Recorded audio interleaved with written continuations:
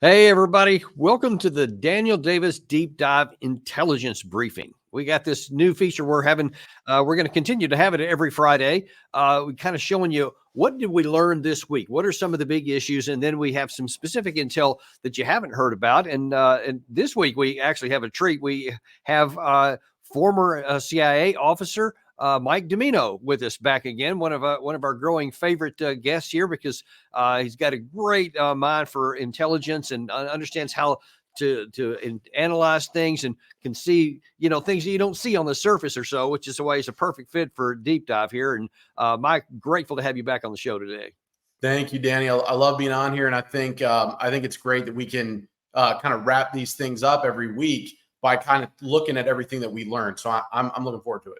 Yeah, this is going to be great. And, a lot of times this way we get a chance to, number one, people don't get a chance to watch every show. So some of the things that they've missed, but then we also get a chance, especially with the fresh set of eyes here, to kind of talk about the so what underneath some of this stuff that we don't get a chance all the time during the show.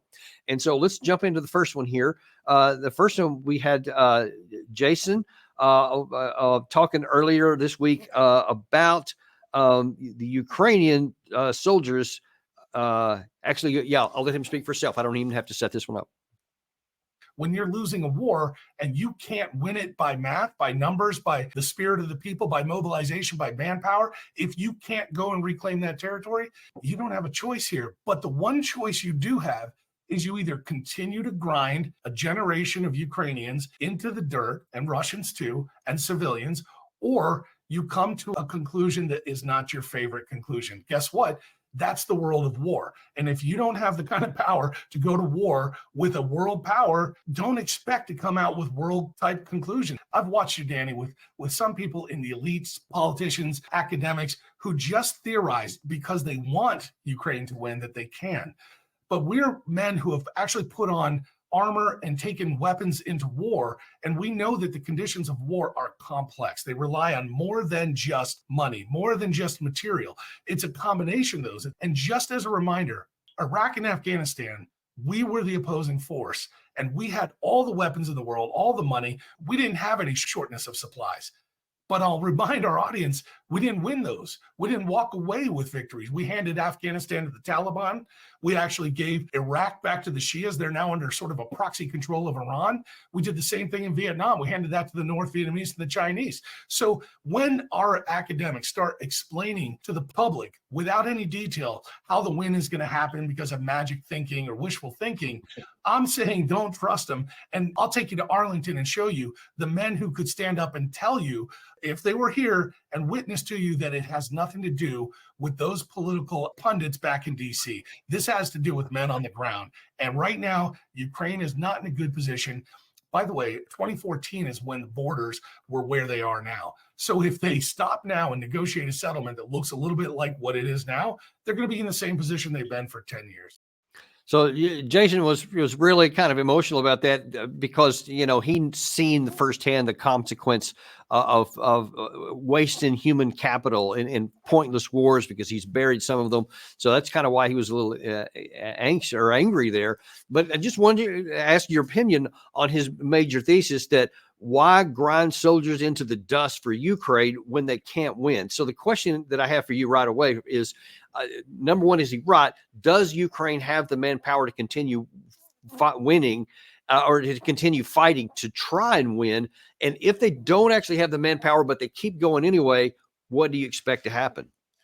Yeah, well, Danny, I think the first thing I'd say is, Jason is phenomenal, and people need to sit up and listen when he is speaking. He's absolutely correct about what he said. They're hard truths.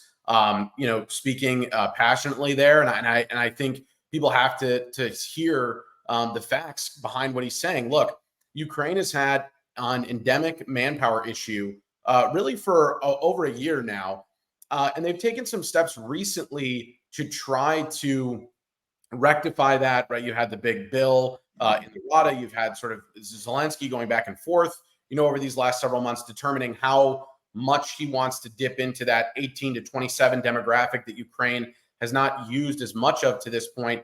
And I think he's been, somewhat concerned about that the way that any other head of state would be, in the sense that if you start dipping into that, younger and, core demographic, you also risk potentially causing societal unrest, potentially some kind of civil conflict, right? If people are, being conscripted at very early ages and they're not, they're not willing to fight. So we have to, see how Ukraine ultimately moves forward with some of these manpower decisions. But I think the bigger issue is, Danny, if we define winning as taking back all of occupied Ukrainian territory to include Crimea, based on Ukraine's military capabilities and manpower right now, they are not able to do that militarily. Those are just the facts on the ground. And there are a number of reasons for that go beyond just manpower, right? I think when we talk about sort of the offense-defense pendulum as far as military affairs go and sort of technology and things like that, I think the pendulum has swung squarely back in favor of the defender. And that would go, again, that's ubiquitously here. That would affect Russia and Ukraine. Look, it's very hard to generate force when you have manpower issues, and it's very hard to mass that force together and punch forward and take land when you have ubiquitous loitering munitions and drones that can, pick you off anytime you try to pull your forces together. You have to get used to operating in a more dispersed fashion that can make communication very difficult. It can make, as you know very well, Danny, much better than I, commander's intent, actioning commander's intent on the ground very hard if your forces are more scattershot. So, these are all the realities of modern war that, to Jason's point, they have a way of rearing their head, right? They have a way of showing up. And, we can try to talk about all these things on the edges about, well, maybe if they had this system or this variant of this missile or that variant of that missile, it might help them. But I think you've even seen comments from Secretary of Defense Austin over the past couple of weeks that I think were spot on, that said, look, even things like long range, fires and things like that don't have a big impact on what is going on the FLOT, as we call it, the forward line of truth, and that's where Ukraine needs to make progress if, again, the objective here is to take back and hold all of that territory. Yeah, that's where they would. But as you said, and that was a theme of my week on really almost every topic we talked about. And I think it's even going to be in one of the clips we're going to show in a minute ago, is the absence of a strategic vision. What do we even want to accomplish? We'll see how that plays out in a second here. Gary, I'm going to throw you a bit of a curveball here, and I'm going to change the order of something. If you can bring up the comment by Jack Keane, which I think was from earlier today, I want to play that before we play the next clip. Can you roll that? Here we go. The Iran conventional military is not strong. We've laid out the case. Weak Air Force, weak Navy, land forces, poorly trained, poorly equipped, although they got a lot of numbers. The thing they've always invested in, rockets and missiles. And what we saw the other night, Saturday night, was absolute major malfunction on a part of their missile force, which contributes to the problems their other forces have. That is why I have said from the outset, we can take advantage of Iran's major vulnerability, which is their conventional military force, by hitting them in a very limited way and suggesting to them, if you don't shut your proxies down, we're going to continue to do this. And we've never tried it. So I'm going to come back to that issue about the major malfunctions of their equipment in a minute. But the bigger issue here, this is something Keane says a lot, and a lot of other people do. They say how weak Iran is, and so really it's easy for us to go after them. But one of our other guests this week, we learned, Doug McGregor, says not so fast.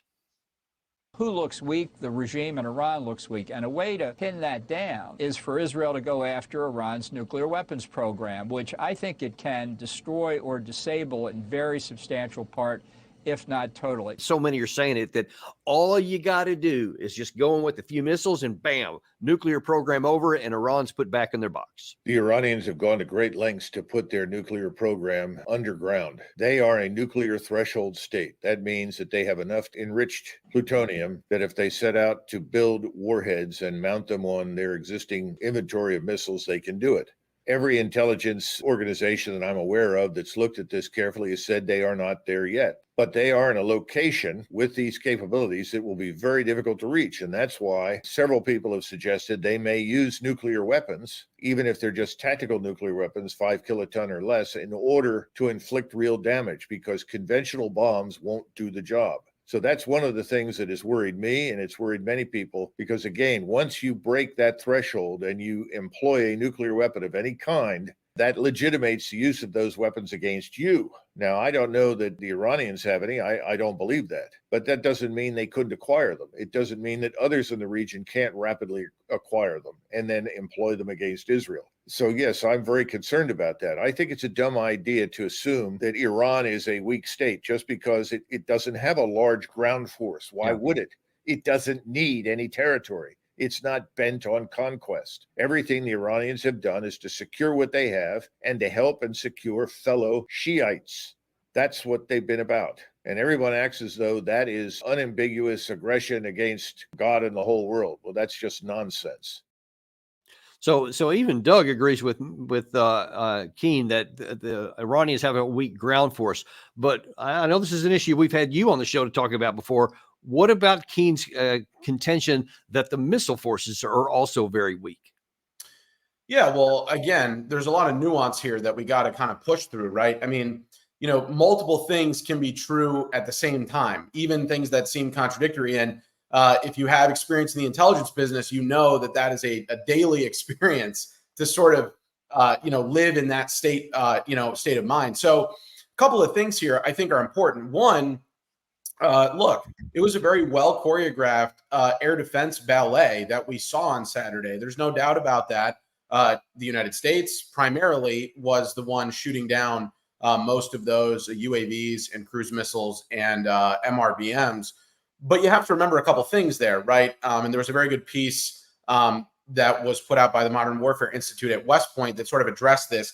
You don't really want to live in a world where you have to replicate that performance on a day-to-day or weekly basis. For one, some of the estimates that they put together showed that all in, just for Saturday, the cost of that air defense operation was likely to exceed $1.5 billion.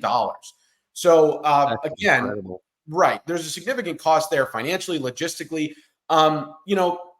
You also, some folks that I spoke to that are still in government, I'll just leave it that way, also said that there was a bit of a scramble last minute to fly in some additional air defense interceptors, right? Munitions for these air defense platforms just in the last 24 to 48 hours before we saw Israel's response on Iran yesterday. So, again, you don't want to live in a world where you are relying on the availability of that ammunition when you have to fly potentially, to Europe to pick it up or something like that. And then on top of that, in a situation where there are competing priorities strategically for, Patriot missiles and for a lot of these more advanced capabilities, right? I mean, the Ukrainians need them. The United States needs to be cognizant of those requirements in the Indo-Pacific when it comes to China and Taiwan. So, I think the issue there is,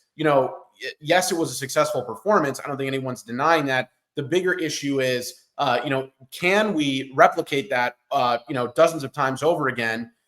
And really, do we want to live in a situation where things are so escalated that we sort of have to be in a posture to do that? Right. And in fact, your comments here perfectly dovetail with what we have already queued up next from Chaz Freeman, who's talking about this issue. He's going to go into even a little more detail than you just did on what all was necessary to make this one happen here. And as we listen to it, what I want you to talk about on the backside of this is what would happen if this was a war, not just a one-off action, but you had to sustain this. Check this out. Israel had to mobilize all its forces, go on alert, panic the population, and draw on the full strength of the United States, United Kingdom, and the intelligence support of Arab countries whose territory these drones were crossing. You think we can, if it is 1,500 missiles next time, what is required to defend Israel against 1,500 missiles as opposed to 300 is beyond our capability. The 1,500 he was referring there was one of the initial comments from the Iranian regime that said that if Israel attacks them on the other side of that 350 missile and drone barrage, that the next one would be maybe 1,500. So that was where he was talking about there. Can Iran actually muster that much in a counterstrike? And do either side have the ability to actually sustain a war like what we've seen in Russia and Ukraine, where it could go on for more than a year? Yeah, well, a couple of things there. Any number of launches by the Iranians in a strike or a counterstrike are always going to be limited by the number of launchers that you have. So, 1,500 at once would be very unlikely, given that we believe we know Iran has, anywhere between 100 and probably at the high end 300 launchers for these missiles. Now, again, first of all, we learned after what we saw on Saturday that the Iranians have more launchers than we thought they did. So that's an important note. They couldn't launch 1,500 of them at once, especially if we're just talking ballistic missiles. But what they could do, Danny, is not sort of a Goldilocks option like I called Saturday, but they could fire on the same launchers, right? Go for hours, go for significant periods of time where they are leveraging all of their capabilities. And you have to remember too, they have tens of thousands of one-way attack drones, tens of thousands of them, right? They've been exporting them in significant numbers to Russia in the Russia-Ukraine conflict as well. And so that's another capability that they could leverage. I think if you saw a bigger Iranian response, you would see more missiles. Again, maybe not 1,500, but you'd see probably, 2 or 3 times the amount you saw on Saturday, plus more of these UAVs and cruise missiles. Plus, let's not forget Hezbollah and other Shia proxies. I mean, Hezbollah has, hundreds of thousands of rockets and, hundreds of Fatah 110 ballistic missiles of their own, right? So again, we don't want to be in a situation where we are now normalizing, direct strikes and counterstrikes, on the territories of Israel or Iran. So I think again, our American troops. I think the answer is a little bit in the middle, right? Like Iran, Saturday was not Iran's best punch. There's no doubt about that in my assessment. However, they do have limitations certainly on their missile arsenal that are reasonable to acknowledge here. And so I think that's where I come down on it. If you look really quickly at the Israeli response we saw last night, it looks like a handful maybe of air-launched ballistic missiles were used, and maybe some UAVs, maybe some kind of new standoff weapon that was able to deploy drones as submunitions that the Israelis haven't disclosed. But it was a fairly small response. And so I think that's important to highlight too. Well, and that's actually what I was going to ask you. Do you think that the smallness of that? I mean, if we consider that the Iranian response of 350 total assets was relatively small compared to what they could have done, then literally it's just a handful that Israel did. Do you think that one of the reasons they did that was to kind of tamp things down because they maybe finally did the math and realized I can't actually engage in a sustained deal because that won't work out for me? I think that's plausible. I think they were looking for an option that was not going to be on the far end of maybe what they wanted. I think when President Biden made it very clear that the U.S. was not going to join in, that really limited, the military options for the Israelis, right? If you can't count on U.S. Refueling or U.S. support or some kind of joint mission, your options sort of get tamped down inherently there. And I'm sorry, Mike, correct me if I'm wrong, but Israeli Air Force, as powerful as they are, they have to have refuel before they would be able to launch anything into Iran proper. Do I understand correctly?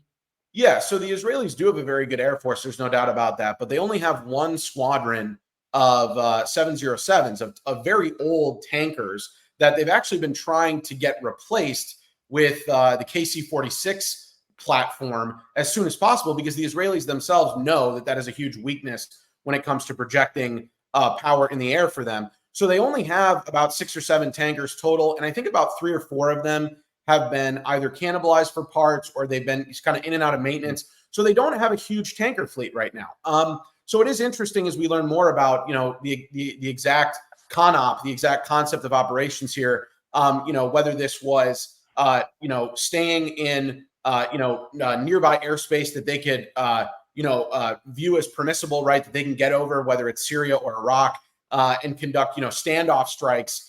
right, as far away as they can. And I think that's sort of what it looks like we saw. Again, it is important to note the targets were mostly air defense sites and some locations around the 8th Tactical Air Force Air Base in Isfahan. So they didn't go after nuclear sites, which I think should be a relief to everybody, right? Yeah. And they I think the damage and things like that, we're still waiting on imagery and some other photos and videos to come out today and stuff. I haven't had a chance to look at that yet, but I think fairly minimal damage. And so what I would say, Danny, is this is a good opportunity for both sides to say, hey, we traded blows. Both sides were pretty unscathed. Let's get the off ramp. Let's de-escalate. And I think the fact the Iranians are already downplaying this and denying it would suggest to me that Iran wants to go forward and de-escalate as well, because of course, again, we know how geopolitics works and the cloak and dagger stuff. If an attack didn't happen, right, as the Iranians are saying, or they're not sure who did it, then they don't have to respond to it, right, in sort of a wink, wink, nod, nod kind of way. Right. But I think they know very clearly that Israel, conducted this attack, and I do think an attack occurred. By the way, I think some people, are of the mind that nothing happened here. I think it's clear that there was an attack. Something happened for sure. They have some video on it. Exactly. Now let's move on to the next topic here. So next we had Colonel Jacques Beau, part of your tribe, a former intelligence officer for NATO. Has been one of the growing popular guests we have on our channel. And he was saying, we were talking about the Russia-Ukraine war, but he was looking at it more in the context that, one of the big problems that the U.S. has, and this really applies across the board, is we don't seem to have a strategic objective. Check this out. The same thing that affected all the wars we conducted in the last 30 years. We had no objectives. No concrete objectives. We conducted wars at tactical level. So you just destroy point A, point B, and strong point A and B. But that's all. You don't have a strategic vision of what you want to achieve. And that's exactly the reason why the US, not just the US, NATO failed in Afghanistan, in Iraq, in Syria. That's why the French failed in Northern Africa. I've been quite extensively in North Africa and in Mali because I was involved in the school there in Bamako. But the Mali people, including the military, told me, but the French don't have any objective. They don't have a strategy. They just fight. They just kill people. But it's not a strategy. And I can tell you with 100% certainty, because I had 2 combat deployments in Afghanistan, and I can absolutely vouch for what you're saying, because we had tactical objectives, tactical operations, but nobody ever said, ever, and I listened and looked for it, if the U.S. military or the Allied military forces accomplish this, that's going to determine the end of the war. That's what success looks like. It was purely, all right, you got 12-month deployment, and you're going to accomplish this while you're here, then you're going to rotate out. The next guy's going to come in and you can conduct more tasks, but nothing about here's what victory looks like. Same thing in Syria. So we went into Syria for an attainable military objective to deprive ISIS of its territorial holdings in Raqqa, in Mosul. They did that, and then they stayed, because now then there's no more objective, but there's no in-state objective, and we're just there. It's horrible. Well, and Sun Tzu, 2,500 years ago, used to say, tactics without strategy is just noise before defeat. That's exactly where we are. We are just making noise before defeat. That's exactly what the Ukrainians are doing. Exactly what we are pushing the Ukraine into, because we achieved achieved a sound objective. I have probably to be just on that, in the sense that we had objectives, but based on false assessments or a bad assessment of the situation of Russia, because we assessed that Russia was weaker as it is really. We conducted a war. We pushed Ukraine into a war that could not be a success, because we underestimated Russia. And that's also something that Sun Tzu himself also said, you cannot just start a war by underestimating your enemy. And we are doing exactly the same thing. By the way, it's exactly the same thing that the Israeli are doing in Gaza. It's exactly the same that the Israeli did with Iran. We are always, because we have this kind of Western hubris that we are the best ones because we have democracy, we had performing economies, and we have a higher standard of living. We think that we are superior and we will just be able to win simply because we are a superior political system. But the reality is that a military war needs wage against an enemy. The enemy can be as good as we are, probably not with the same political system, probably not with the same economy, probably not with the same standard of living, but it can achieve success because it has an objective, because it has a strategy, because it knows what it wants to achieve. And that's exactly what we don't know. What do you think about that? Does the U.S. actually have a strategy, or do we just have tactical task list? Well, yeah, look, I think Jacques is exactly right there. And I think, like I've told you on previous shows, Danny, especially when we're talking about the Middle East, there is no grand strategy. There is no U.S. grand strategy. It is a Marvel movie foreign policy, as I told you. It's, if we kick up enough dust and we move enough stuff around, there's going to be some kind of cutscene and the good guys win and it's all over, right? And those of us that have been to these places and served in these places or worked, in the government know that it's just a hell of a lot more complicated than that. And so, look, I think he's right. We, to riff off his, wonderful play on strategy and tactics there, I'd say when it comes to Russia and Ukraine, firepower without maneuver is just a waste of ammunition, Danny. So, this is important to remember too. You even on the tactical level, you have to have a sound, you have to execute a sound plan, right? And so whether it's on the tactical level in Ukraine or whether it's on the grand strategic level in the Middle East or in Europe, frankly, I don't think the United States has much of a strategy. I think, we're letting especially our alliances sort of dictate what we do rather than our needs. And I think that's also a problem. We're sort of feeling like, well, we have to stay invested in some of these, less, I think, strategically beneficial relationships or other things like that, just because we've been in them, right? And it's kind of the same thing in the Middle East where, we've been there. So of course we have interest there. And the fact that we're there means we have interest there. And it is this sort of, vicious cycle. And so I think, look, the U.S. needs to ask hard questions about its priorities and also about, especially when it comes to the Middle East, what are our core strategic objectives there? I would argue that they're far less limited, or they're far more limited than, many people like John Bolton or Mike Pompeo would tell you that they are.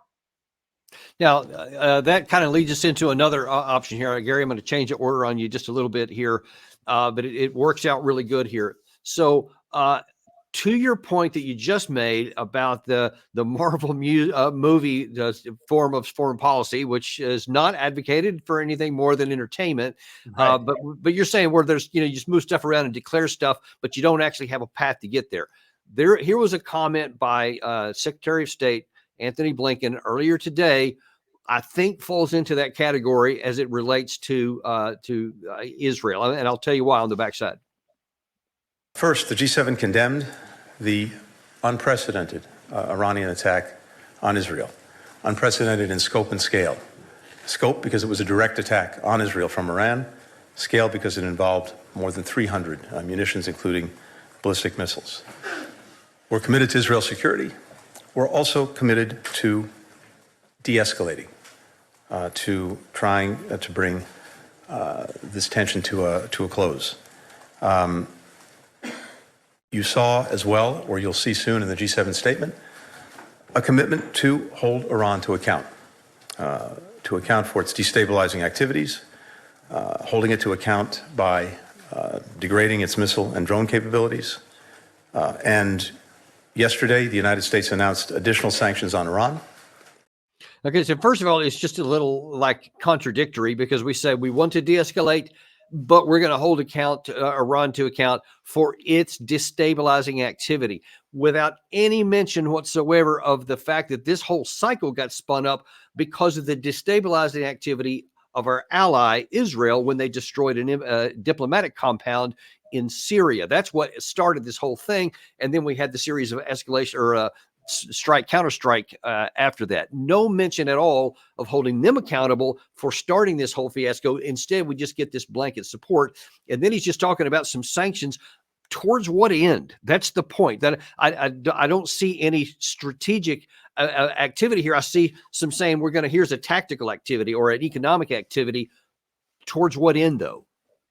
Yeah, I think in some ways, we live in this post-policy world when it comes to U.S. foreign policy as well, where, if you signal the right things or you demonstrate sort of the right views or opinions, that is a substitute for actually having a policy plan that you're going to implement and execute that leads to a narrowly defined objective, right? That when you achieve that objective, benefits your national security and your elements of national power. That's how it's supposed to work, and it doesn't work that way. And so sanctions have, long been a crutch for the policy community to do exactly that, to say, hey, we're upset about this. We're going to slap this on here so it looks good.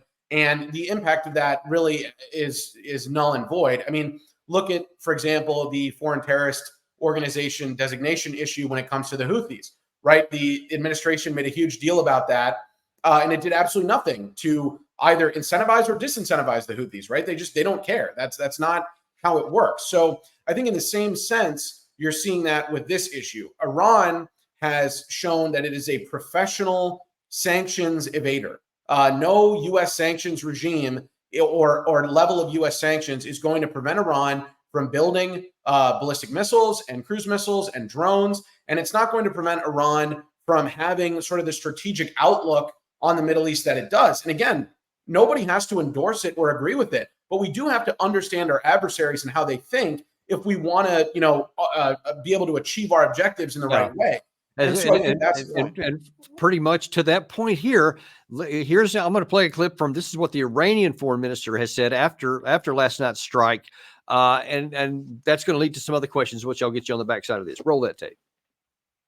We never seek the expansion of chaos and warfare and tensions in the region. It is Netanyahu and the Israeli regime that has seen and put its political life within the framework of expansion of warfare and tensions. If Israel commits that same mistake, our response will be regretful for them.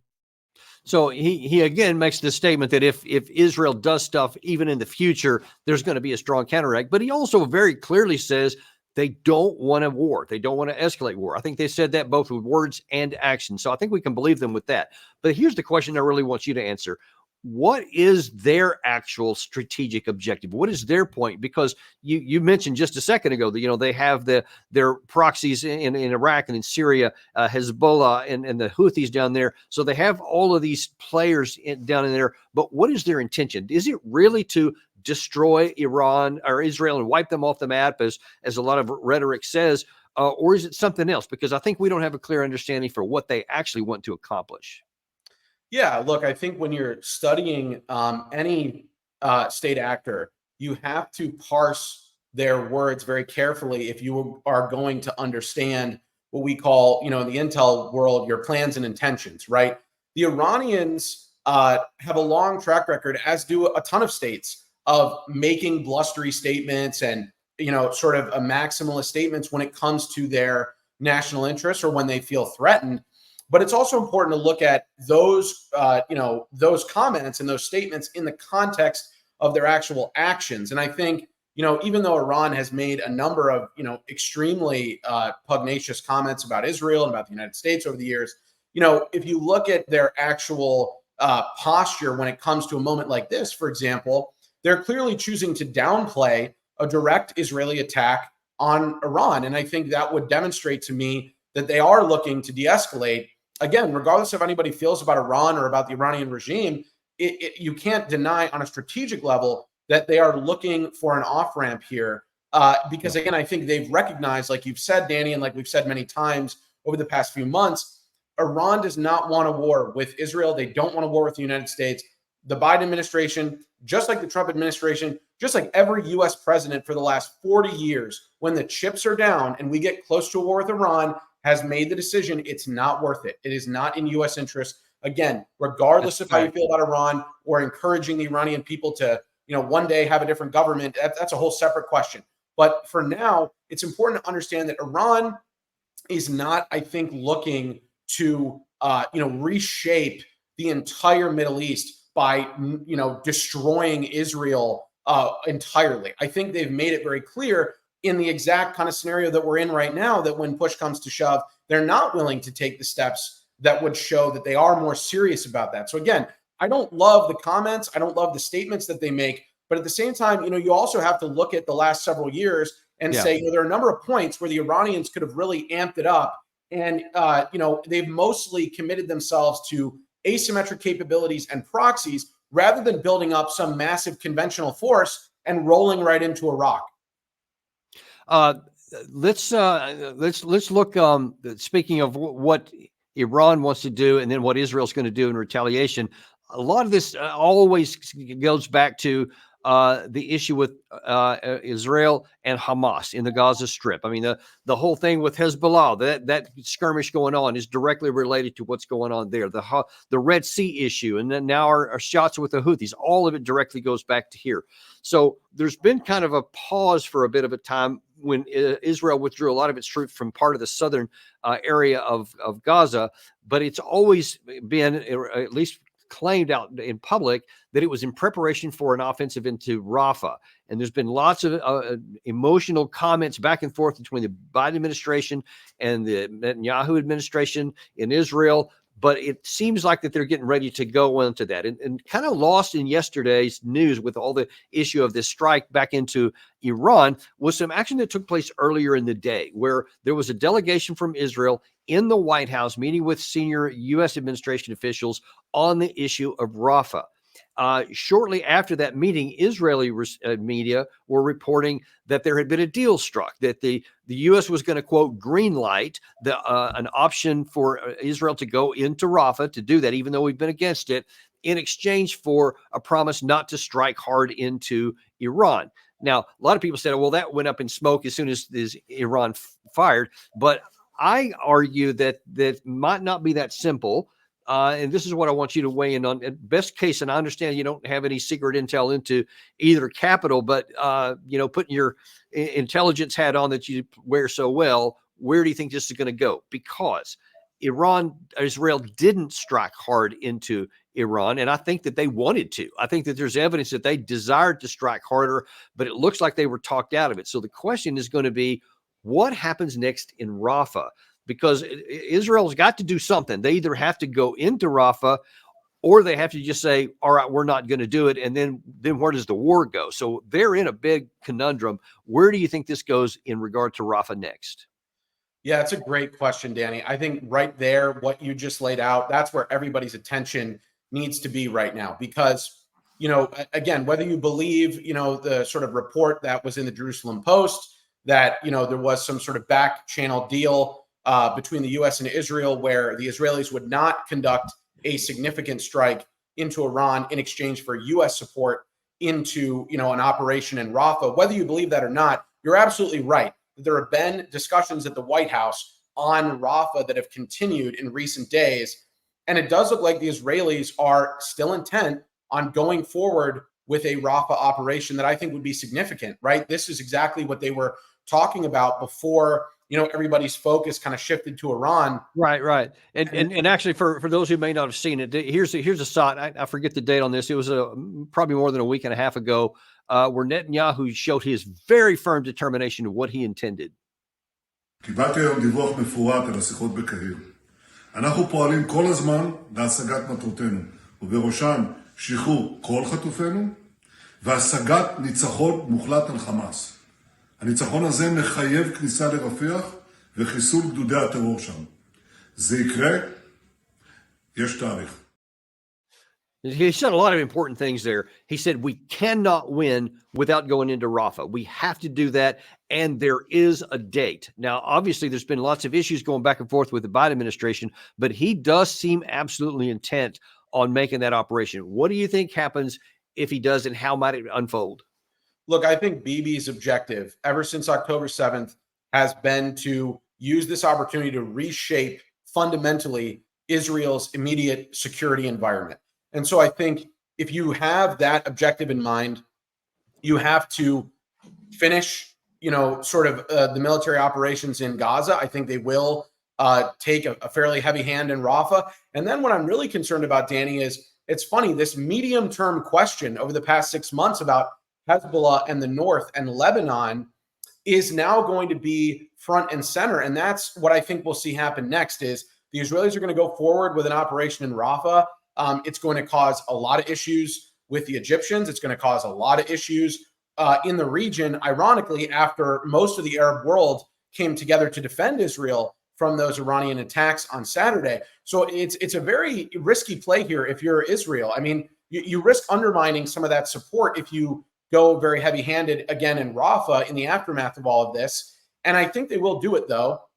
And the goal there would be to, push Israeli forces all the way to the border and then, leave pockets of forces behind to try to maintain security cordons in those areas in the south and in and around Gaza City. But then I think the bulk of Israeli forces are going to be looking north. And I think it will be that moment that we've all sort of wondered about, when does Hezbollah get involved? When does something happen, in the north that sort of causes, this whole other front to truly open? And again, yeah, we've seen, rocket fire and mortars and things from Hezbollah over the past few months. Sure. But I think Israel is going to take this opportunity, whether anybody, agrees with it or not, or likes it or not, they're going to take this opportunity to try to address not only what they view as sort of the threat from Hamas, but also the threat from Hezbollah in the north. And that's where it's going to get very interesting when it comes to what this administration in the U.S. decides sort of is, are we willing to join them in that? Are we willing to, draw any red lines on that? That's going to be a huge, huge question. Yeah. And, and I think from a military perspective, looking at the threat from Hezbollah. So as you mentioned a minute ago, they have reportedly over 150,000 rockets of various types, which could really do a lot of damage, especially if they're in coordination with anything from Iran. But really, even of their own accord, they could just do a lot of damage to the Israel, because the Iron Dome will have a hard time knocking down that many incoming rounds, especially if it's, hit in sequential and overwhelming numbers. But the thing is that Hezbollah is, and you mentioned this a minute ago, the defensive form of warfare is a lot stronger than the offensive form of warfare. And Hezbollah is really good at defending in these areas. I mean, they've already had, they've got lots of defensive positions built up. They've spent, years and years getting these things prepared. But if they go offensive, they actually attacked Israel. I mean, I think Israel would just be, thanking God for that, because that would make their job so much easier to hit these guys out in the open. But I don't think Hezbollah is going to do that. They're not going to help them out. So they're going to hunker down. So the question is, what do you think would happen? How hard would it be for Israel to actually launch an offensive into Hezbollah to try to say, push them back to the Litani River, which is what some have claimed? Well, look, I think for one, my big concern here is that the situation in the north is sort of inevitably heading to a major conflict, unfortunately, because of what you just said. The situation around the Litani River is not sustainable. Efforts in the United Nations to try to resolve this with various resolutions have not really succeeded.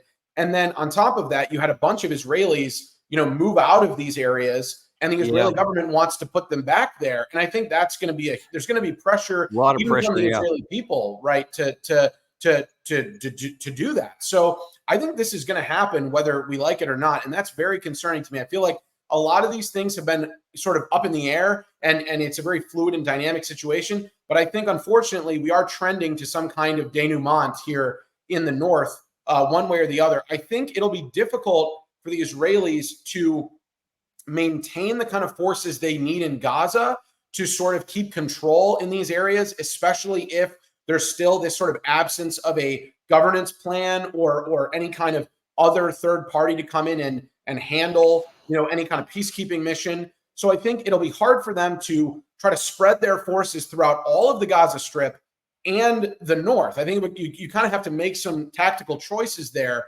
And I'm not sure how they're going to do that, because I think if you want to take a heavy hand against Hezbollah, you're going to need the bulk of your military force if you're Israel. Now, I believe it was, and I'm sure you know the date. It was either 2006 or 2008, where Israel did have an incursion into Lebanon, and they did fight Hezbollah and moved them. They had I forget how long it was, but there was a lot of casualties before they finally withdrew. Iran did not get involved at that time. The conditions now are very different, and the fact that that taboo has been broken to where Israel or Iran did cross over and fire directly into them. So they've shown that they now are willing to do that under the right circumstances. Do you think that, or better question, what do you think the chances are that if Israel does what you suggest and launches an attack into Hezbollah, that Iran would stay out this time? I think it's unlikely that we would see Iran continue to sort of make the decision that they're okay with what is arguably their top proxy force in the entire Levant, potentially coming under, existential threat. So I think what you've said, Danny, is accurate, that some of the situations here are changing politically and strategically such that you may see Iran get involved and potentially conduct strikes on Israel if the Israelis went ahead with some kind of major push into Lebanon or to challenge Hezbollah. So I think that those are all major risks. And that's why, again, while it's good that I feel like we're sort of de-escalating right now in the aftermath of the very limited Israeli attack that we saw last night, we're not out of the woods yet. And right. That's the big issue is I think when more attention is paid to the north, the question of would Iran play a bigger role here when in the past, to your very correct point, historically they have not, I think is a big one. And I'm not sure that anybody can confidently say that the Iranians would stay out at this point.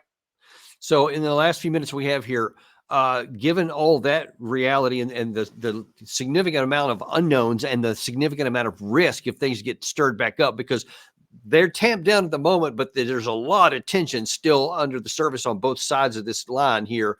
What should the U.S. do to try and navigate this, to try to prevent it from either even going into Hezbollah that's going to somehow satisfy the Israeli side? Because you're right. I think that fact that they withdrew all those people in the south and are living in, I think it's like 100,000 of them. It's a sizable number that's living as refugees within their own country right now. And they're not going to be tolerating that for very long, but they can't move them back until they know it's safe.